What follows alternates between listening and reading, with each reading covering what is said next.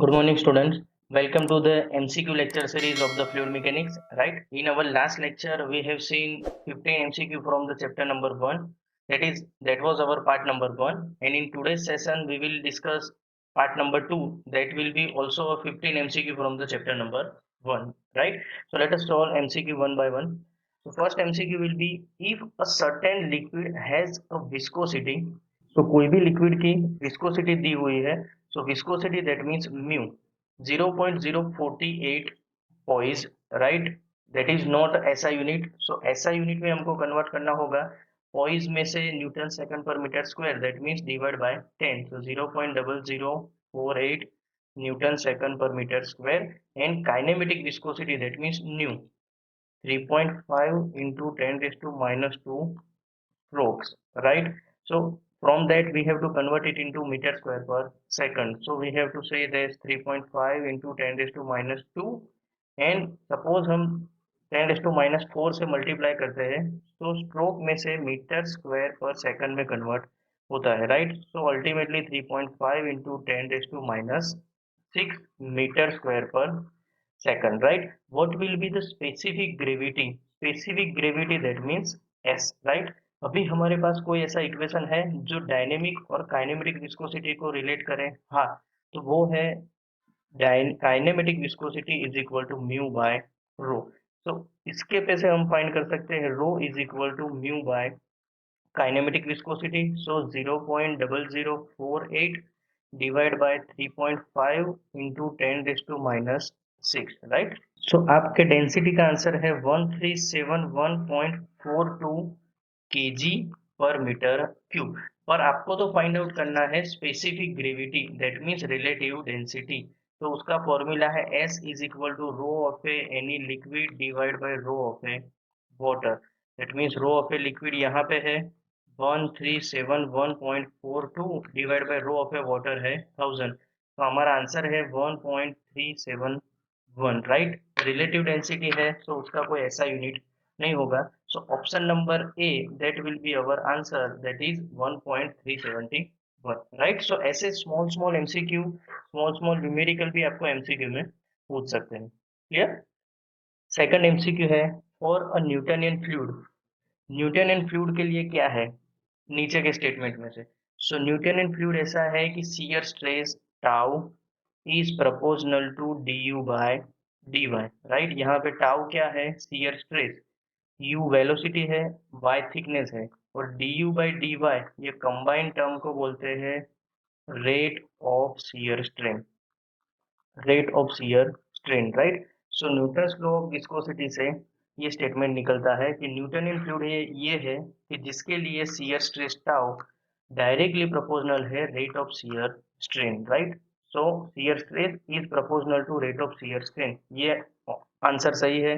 Second, force, force का कोई mention नहीं है न्यूटनियन फ्लूइड में। Shear stress is not proportional, so that is a non Newtonian.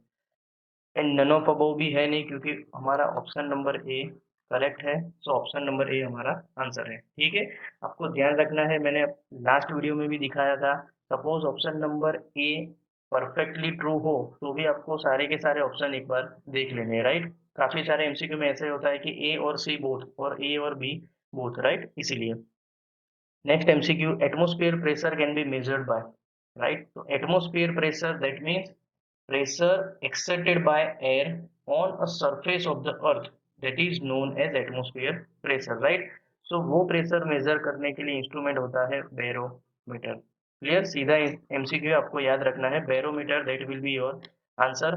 Manometer वो आपको gauge pressure instrument, gauge pressure बताएगा। सो मैनोमीटर का कोई यूज नहीं है और ऑल ऑफ अबव भी नहीं आएगा। सो एटमॉस्फेयर प्रेशर मेजर करने के लिए आपको यूज करना पड़ेगा बैरोमीटर। क्लियर? सो चार टाइप के प्रेशर होते हैं, आपको याद रखना है। एटमॉस्फेयर प्रेशर, दूसरा है गेज प्रेशर, नेक्स्ट वन है एब्सोल्यूट प्रेशर और वैक्यूम प्रेशर। तो चार तरह के प्रेशर होते हैं, राइट? नेक्स्ट है P absolute is equal to, so P absolute का फॉर्मूला क्या है? सो आपको मैंने चार तरह के टाइप्स ऑफ प्रेशर दिखाए हैं। चारों सपोज प्रेशर की हम सपोज यहाँ पे ड्राइंग बनाए। सपोज यहाँ पे है पी एटमॉस्फेयर, ये लाइन है एटमॉस्फेयर प्रेशर की। सो एटमोस्फियर को ऐसे एज ए रेफरेंस लेके सपोज हम प्रेशर मेजर करेंगे तो इसको बोलेंगे P of gauge, right. Atmosphere को रेफरेंस लेके नीचे की डायरेक्शन में आएंगे माइनस में, सो उसको बोलेंगे पी ऑफ वैक्यूम। तो ये 3 प्रेशर हो गए। और सपोज यहाँ पे हम जाते हैं तो ये एब्सोल्यूट प्रेशर है। तो पहला इक्वेशन है एब्सोल्यूट इज इक्वल टू, यहाँ से यहाँ तक जाओगे तो एटमोस्फियर प्लस इतना वैल्यू गेज का, right. So P absolute is equal to atmosphere plus gauge, ये सही है। Next one is P atmosphere minus gauge, तो ये तो सही नहीं है क्योंकि प्लस आएगा। थर्ड वन है एटमोस्फियर माइनस वैक्यूम, तो ये भी एब्सोल्यूट प्रेशर है यहाँ तक, ठीक है। तो उसको भी बोलते हैं एब्सोल्यूट, कि भाई एटमोस्फियर में से वैक्यूम प्रेशर को माइनस करना है। So atmosphere minus vacuum. So option A और सी दोनों ऑप्शन ट्रू है। तो हमारा फाइनल आंसर है option number D, that will be A and C both, right. हमको पहले भी देखना है कि पूरे के पूरे चारों के चारों आंसर हमें देख लेना है, ठीक है। तो हमारा आंसर है A and C both. Next one is differential manometer is used to measure. Differential manometer का मतलब क्या है? सपोज सिंपल मैनोमीटर है तो सपोज ये पाइप है, पाइप में से एक यू ट्यूब मैनोमीटर यहाँ पे लगाया होगा, ठीक है। यू ट्यूब मैनोमीटर में यहाँ पे आपका कोई पाइप का फ्लूइड होगा सपोज यहाँ तक, तो यहाँ से मर्क्यूरी फिलअप किया होगा, राइट। सो मैनोमीटर में मर्क्यूरी फिलअप किया होगा। सो सिंपल मैनोमीटर पाइप के प्रेशर के लिए यूज होता है। डिफरेंशियल मतलब सपोज ये दो पाइप है, pipe number A, pipe number B, मुझे ये दोनों के बीच के प्रेशर का डिफरेंस फाइंड करना है। सपोज ये पी ए है और पी बी है, तो मुझे फाइंड करना है P A minus P B, right. So मैं यूज करूंगा डिफरेंशियल मैनोमीटर, वो भी एक तरह का यू शेप का मैनोमीटर ही है, सिर्फ दोनों एंड से कनेक्शन करने, right. So differential manometer is use to measure atmosphere, तो है ही नहीं क्योंकि उसके लिए तो बैरोमीटर यूज होता है। वैक्यूम प्रेशर भी नहीं होगा। Pressure in the pipes and channel, so simple pressure के लिए सिंपल मैनोमीटर यूज होता है, लेकिन difference of the pressure between two points of pipe, yes that will be our correct answer. So option number D, that is our correct answer, right. That differential manometer is used to measure difference of pressure between 2 points of a pipe. Clear? What will be the SI unit of specific volume? Now, the definition of the specific volume, it is denoted by small v, right? Definition is 1 by density, or you can say volume upon mass, right? So, definitely, what will be the SI unit? Meter cube per kg, right? So, meter cube per kg, that will be our answer. Next one is capillary action is due to. Now, capillary action, that means suppose हमारे पास कोई small diameter वाली pipe है, उसमें liquid ऊपर की ओर जाता है या नीचे की ओर आता है, that is known as capillary action, right. So particularly capillary action के लिए कैपिलरी राइज होता है, सो उसके लिए एडेजन इफेक्ट करता है, और कैपिलरी फॉल होता है तो उसके लिए कोहेजन इफेक्ट करता है। पर यहाँ पे आपको कुछ मेंशन नहीं किया है। सो कोहेजन और एडेजन दोनों करेक्ट आंसर है, ठीक है। सो यहाँ पे ए बी सी ठीक है और सी वाला आंसर भी ठीक है, बट यहाँ पे डी में कंबाइन दिया है cohesion and adhesion both, right. So हमारा फाइनल आंसर ये होगा कोहेजन एंड एडेजन बोथ, और प्रेशर का कोई मेंशन नहीं है कैपिलरी में, ठीक है। सो हमारा फाइनल आंसर होगा cohesion and adhesion both, right. Next MCQ is manometer is use to measure. Manometer किस क्वांटिटी को यूज मेजर करने के लिए यूज होता है? So manometer is use to measure, अभी हमने डिस्कस किया था कि डिफरेंशियल मैनोमीटर होता है तो वो दो पाइप के बीच के डिफरेंस मेजर करता है प्रेशर का, और सिंपल मैनोमीटर आपको बोला है तो वो सिंपली प्रेशर मेजर करता है। सो डिफरेंस नहीं आएगा, वेलोसिटी तो आ ही नहीं सकती। एटमोस्फियर प्रेशर के लिए तो बैरोमीटर है, सो ऑब्वियसली गेज प्रेशर के लिए क्या यूज होता है? Manometer, right. So option number B, that will be our correct answer. Next will be from the stress distribution in the pipe we can say that, right. So chapter number 1 में stress distribution हमने देखा है tau is proportional to du by dy. So suppose ये pipe है, ठीक है, ये pipe के दो एंड है, हम शियर स्ट्रेस डिस्ट्रीब्यूशन में देख रहे हैं शियर स्ट्रेस डिस्ट्रीब्यूशन।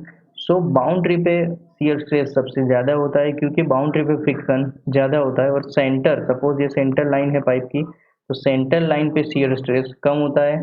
सो यहाँ से ऐसा ग्राफ बनेगा, राइट। यहाँ सेंटर पे शियर स्ट्रेस 0 ऑलमोस्ट होगा और बाउंड्री पे शियर स्ट्रेस क्या होगा, मैक्सिमम। ठीक है, so this is graph of the shear stress distribution. अब हमें एमसीक्यू में देखते हैं, at the centre of the pipe shear stress is maximum, right. So that will be wrong, क्योंकि सेंटर में शियर स्ट्रेस मिनिमम होता है। At the boundary of the pipe shear stress is maximum, that is correct. Shear stress is same at the all points, नहीं ये तो wrong है, क्योंकि सभी जगह पे शियर स्ट्रेस डिफरेंट डिफरेंट है, तो ये गलत हो जाएगा। नन ऑफ द अबव भी नहीं है, क्योंकि ऑप्शन नंबर बी हमारा करेक्ट आंसर है, that will B at the boundary of the pipe shear stress is maximum, right. Suppose आपको वेलोसिटी के लिए पूछते हैं, तो वेलोसिटी एग्जैक्टली उसका उल्टा है, क्योंकि जब भी बाउंड्री पे शियर स्ट्रेस ज्यादा होगा तो वहां पे वेलोसिटी क्या हो जाएगी, जीरो हो जाएगी। So obviously at the boundary of the pipe velocity must be zero and center पे velocity सबसे ज्यादा होगी, क्लियर। तो यहाँ पे velocity ज्यादा होगी, तो shear stress का exactly उल्टा है velocity, right। Next MCQ will be,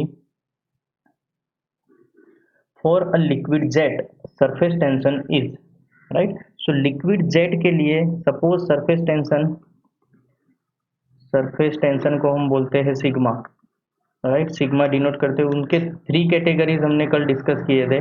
पहली कैटेगरी थी लिक्विड ड्रॉपलेट, दूसरी कैटेगरी थी होलो बबल, और तीसरी कैटेगरी थी आपकी लिक्विड जेट, राइट। तो सरफेस टेंशन पहले केस में था 4 sigma by D, then hollow bubble में था P is equal to 8 sigma by D, and jet particle में था 2 sigma by D, right. So 2 sigma by D that will be our correct answer, right. ये 4 sigma by D droplet के लिए है, ये 8 sigma by D hollow particle के लिए है, और 6 सिग्मा बाई डी तो ऑप्शन में ही नहीं, ठीक है। Next will be, an open tank contains water up to a depth of 2 metre. Suppose कोई ओपन टैंक है, उसमें वाटर है depth of 2 metre, right. Suppose मैंने यहाँ पे कोई टैंक बना ली, हाइट है 2 मीटर, वहां पे हमने फिलअप किया है वाटर, तो 2 मीटर तक वाटर है, and above it oil of a specific gravity 0.9, उसके ऊपर कोई ऑयल है जिसकी एस है 0.9, मतलब यहाँ पे रो कितनी है, 900 kg पर मीटर क्यूब, राइट। आपको पता होगा कि S is equal to rho of a any liquid divide by rho of a water. तो आपको क्या करना है, एस है 0.9, आपको रो फाइंड करना है, और वाटर की डेंसिटी है 1000, सो रो ऑफ ए लिक्विड कितनी होगी, 900, ठीक है। Find the pressure at the bottom of the tank, यहाँ पे आपको प्रेशर फाइंड करना है टैंक के बॉटम में, राइट।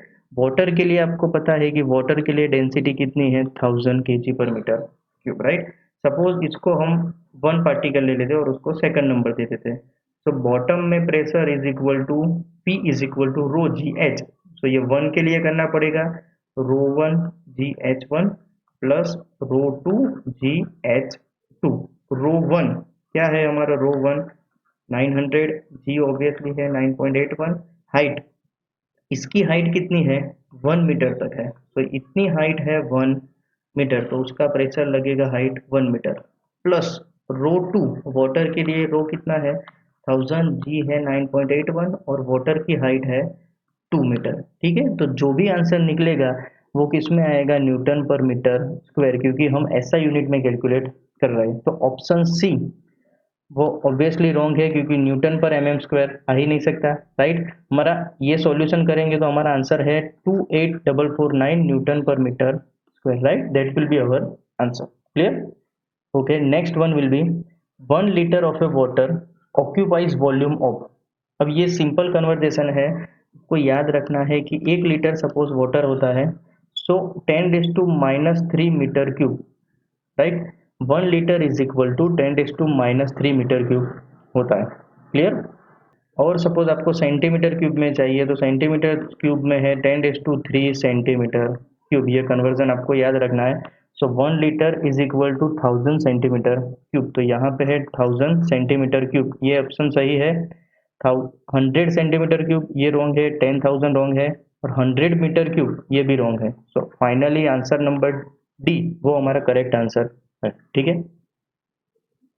नेक्स्ट वन है, an ideal fluid is frictionless and incompressible. और सेकंड स्टेटमेंट दिया है रियल फ्लूइड इज इनकम्प्रेसिबल। यहाँ पे आपको दो स्टेटमेंट दिया है। सबसे पहले एक स्टेटमेंट है आइडियल फ्लूइड के बारे में, दूसरा स्टेटमेंट है रियल फ्लूइड के बारे में, और आपको बताना है कि कौन सा स्टेटमेंट सही है या गलत है, राइट। आप पहले देख लो कि what do you mean by ideal fluid. Ideal fluid में क्या होता है कि जो हम एजम्पशन में लेते हैं, जो फ्लूइड में फ्रिक्शन भी नहीं होता, कोई विस्कोसिटी भी नहीं होती, कंप्रेसिबिलिटी भी नहीं होती, तो उसको बोलते हैं हम आइडियल फ्लूइड, राइट। और रियल फ्लूइड, जो रियल लाइफ में जो भी फ्लूइड है, राइट, जिसके पास विस्कोसिटी है, कंप्रेसिबिलिटी है, क्लियर, तो उसको बोलते हैं रियल फ्लूइड। अब हम स्टेटमेंट देखते हैं। Ideal fluid is friction less and incompressible. तो ये स्टेटमेंट सही है क्योंकि आइडियल फ्लूइड में कोई भी फ्रिक्शन नहीं होता और कंप्रेसिबिलिटी भी नहीं होती। And second statement is real fluid is incompressible. So ये गलत है क्योंकि रियल फ्लूइड कंप्रेसिबल भी हो सकते हैं, राइट। तो select correct answer from the statement number 1 and 2। तो हमको देखना है कि स्टेटमेंट 1 करेक्ट है और 2 रॉन्ग है। 1 एंड 2 बोथ आर करेक्ट, नहीं तो ये गलत है। 1 is correct and 2 is incorrect, yes, तो ये ऑप्शन सही है। थर्ड वाला देख लेते हैं। 1 एंड 2 बोथ आर इनकरेक्ट, तो ये भी गलत है। 2 is correct, no, and 1 is incorrect, तो ये भी गलत है। तो ऑप्शन नंबर 2 जो है, that means of statement 1 true है और स्टेटमेंट 2 फॉल्स है, right. So that will be our answer, clear. Next question है the pressure intensity of the pressure at a point in a static fluid is equal in all directions, right? Which statement is this? तो ये statement दिया हुआ है कि भाई pressure intensity of the pressure at a static fluid, suppose कोई fluid static है तो उसके सारे डायरेक्शन में प्रेशर इंटेंसिटी सेम है, that means P X is equal to P Y is equal to P Z. तो ये किसका स्टेटमेंट है? सबसे पहले है hydrostatic law. So hydrostatic law तो है P is equal to rho G H, तो ये तो गलत हो गया। दूसरा है आर्किमिडीज प्रिंसिपल। सो आर्किमिडीज प्रिंसिपल तो बुयोंसी के बारे में है, सो ये भी गलत है। तीसरा है पास्कल्स लॉ, तो यस ये स्टेटमेंट है पास्कल्स लॉ का, तो ये आंसर सही है। फोर्थ वन है Newton's law of viscosity. So Newton's law तो है tau is proportional to D U by D Y, right, उसमें प्रेशर का कुछ है नहीं। So option number C is correct, that will be Pascal's law, that is Px is equal to Py is equal to Pz, right? So thank you all of you. Suppose if you have any doubts and if you have any suggestions, then you can comment me in my YouTube channel section.